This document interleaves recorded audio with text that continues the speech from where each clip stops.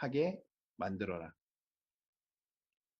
독자들을 어떻게 하게 만들어야 될까요?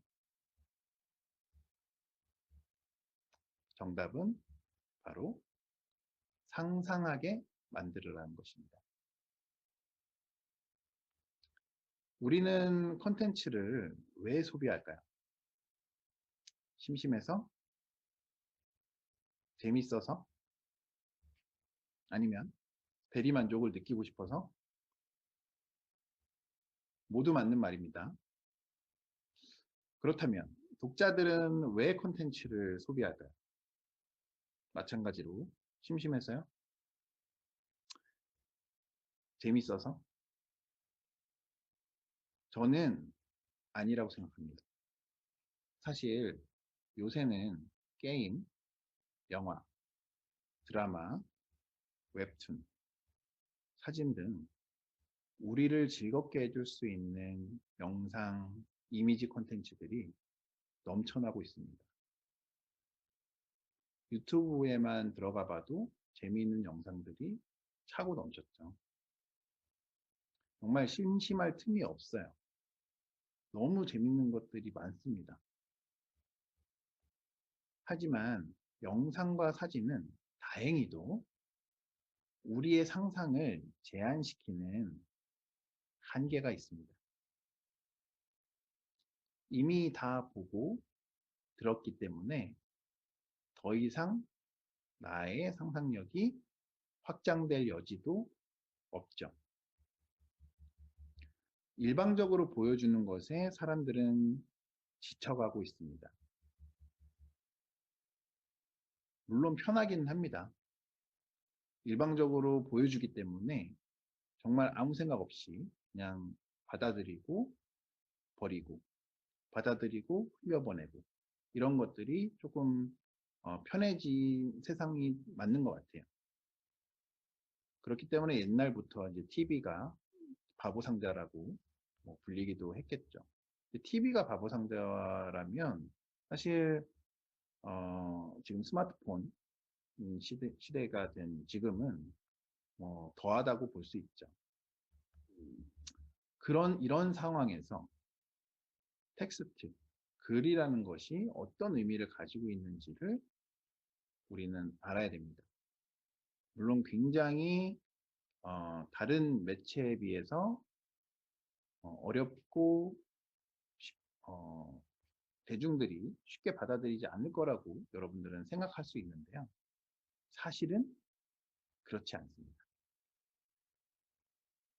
글은 어떤가요? 글이라는 것은 명확하지 않을 수도 있고 해석의 여지도 많이 있죠. 그리고 글로 모두 표현되지 않는 것도 있습니다. 이런 면에서 웹소설은 한 가지 더 큰 장점이 있습니다. 바로 묘사가 굉장히 짧고 빠르게 지나간다는 것입니다.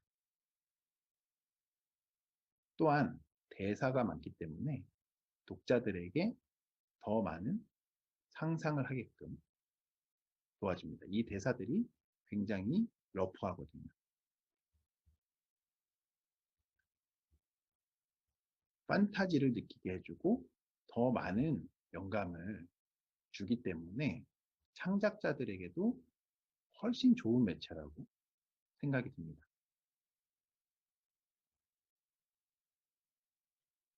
사실 웹소설에서는 공식 같은 것이 있습니다. 표현되는 언어도 그렇게 다양하지 않을 수 있어요. 하지만 웹소설에서 표현력이 중요하지 않은 것은 아니에요. 표현력은 중요하지만 이 표현력이라는 방식 자체가 굉장히 다른 것이죠. 그래서 표현력을 높이는 것도 굉장히 중요한 일입니다. 하지만 내 웹소설 작품에서 이 표현력을 단기간에 높이는 것은 굉장히 어려운 일입니다. 제한된 시간 안에서 빨리 많이 써야 한다는 것이 퀄리티를 높이는데 제약으로 다가옵니다.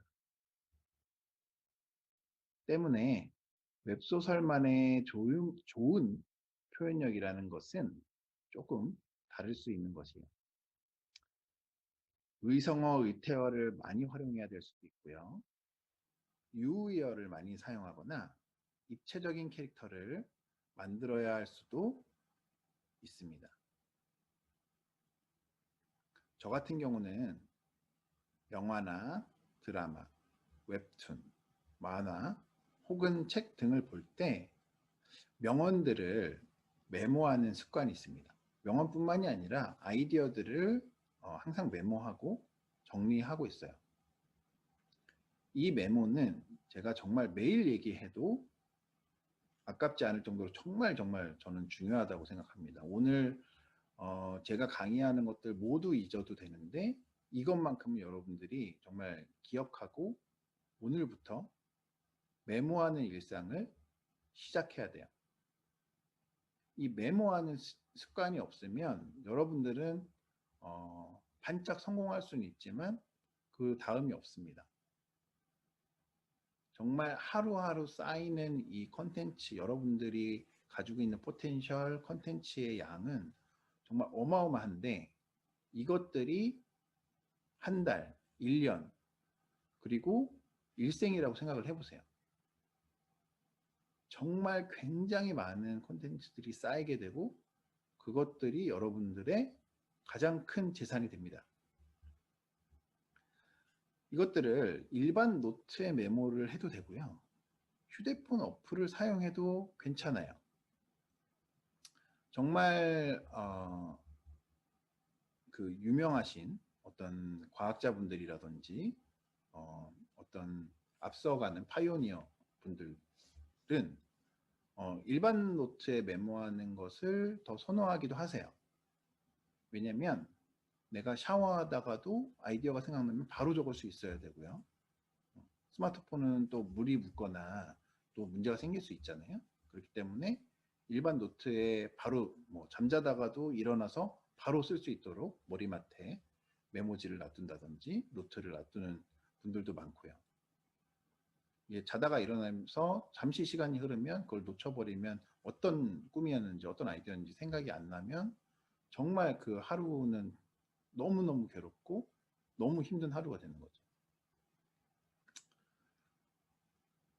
그럴 정도로 정말로 앞서 나가시는 분들, 정말 창작자라고 부르시는 분들, 그리고 심지어는 과학자분들조차도 이러한 메모를 하는 것들을 생활화하고 있고 그것들이 일반 노트가 됐건 휴대폰 어플을 사용하건 자기가 가장 편한 방식, 자기가 가장 효율적인 방식으로 이것들을 실행해 나가고 있습니다.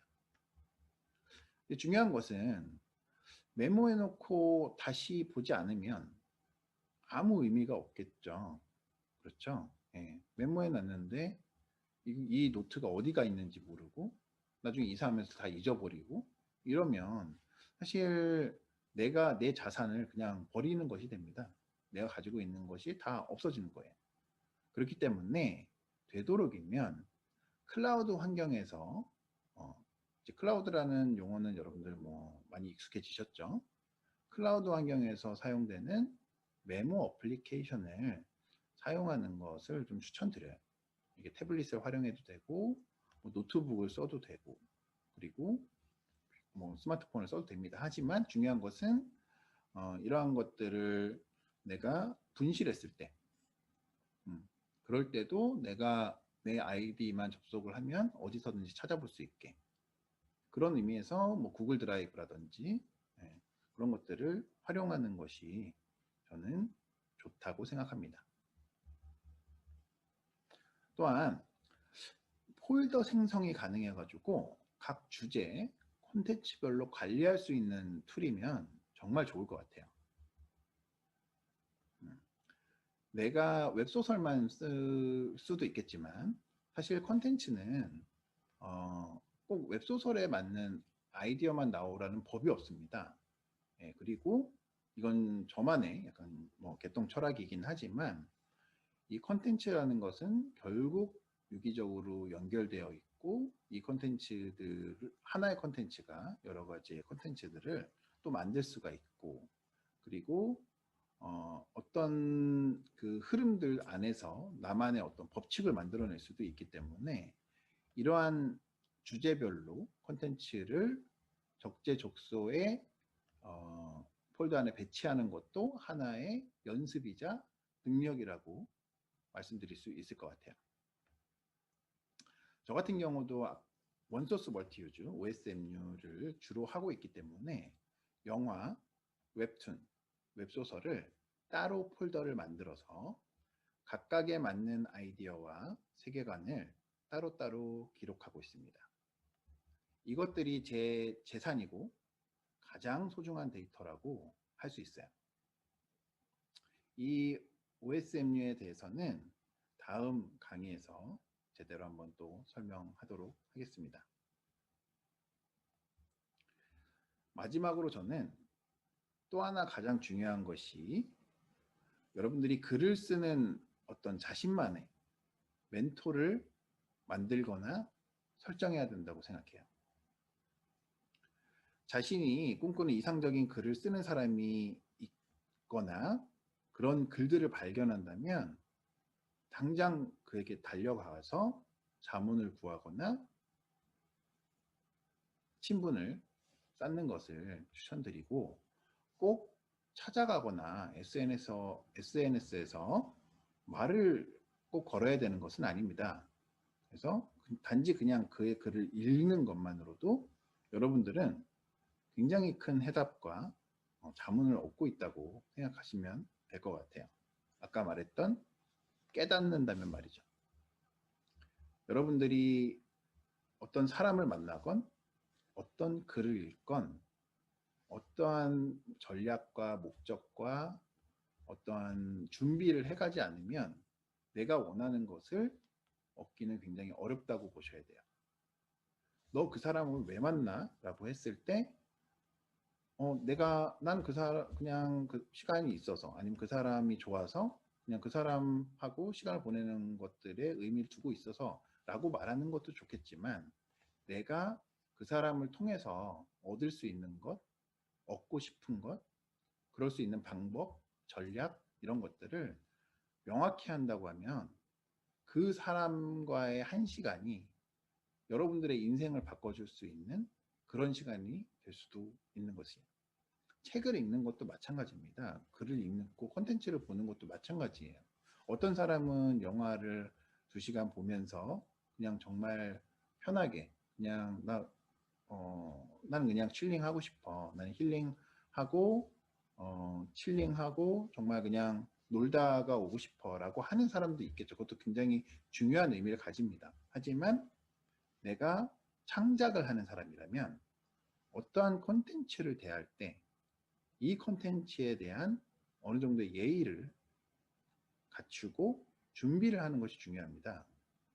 결말을 보라는 것이 아니라 이 콘텐츠가 어떻게 나오게 됐고 이 콘텐츠가 어떤 의미를 가지고 있는지에 대해서 어느 정도의 사전조사, 그리고 내가 어떤 것을 얻어내겠다는 마음으로 콘텐츠를 보는지, 그런 것들에 대한 마음의 준비, 이런 것들이 저는 굉장히 중요하다고 생각합니다. 아까 말했듯이 콘텐츠는 유기적으로 다 연결이 되어 있고요. 이 콘텐츠마다 풀어내는 방식이 다르지만 이 콘텐츠들이 나중에 서로 연결돼서 움직인다는 것은 명확하기 때문에 여러분들은 이것들을 따로따로 떼어놓고 생각하지 말고 이것들을 어떻게 활용할 수 있을지, 어떻게 진행이 될지에 대해서 염두에 두고 콘텐츠를 만들어야 합니다. 요새는 뭐 웹소설이 웹툰화되고, 웹툰이 애니메이션화나 뭐 게임화되고, 뭐 오디오북화되고, 이런 것들이 굉장히 이제 일상으로 다가왔기 때문에 여러분들이 더 이해하시기는 편할 거라고 생각이 들어요. 콘텐츠는 어떤 한 사람만의 것이 아닙니다. 서로 영향을 주고 발전하고 그를 통해서 또 성장하는 겁니다. 네. 여러분들 요새 뮤지션들, 아티스트들 보면 나는 저 사람한테 영향받았어. 나 정말 저 사람의 음악이 나에게 어, 정말 큰 영향으로 내가 이런 작품을 만들게 됐어라는 말들을 많이 들어보셨을 거예요. 예. 그러니까 서로 영향을 주고 발전하는 거예요. 그런 것들이 이제 아티스트 최근 아티스트라는 사람들이 추구하는 방향이라고 생각을 하고 저는 요새 크리에이터 아티스트 들의 범주에 작가군도 들어가 있다고 생각하는 사람 중에 하나입니다. 예.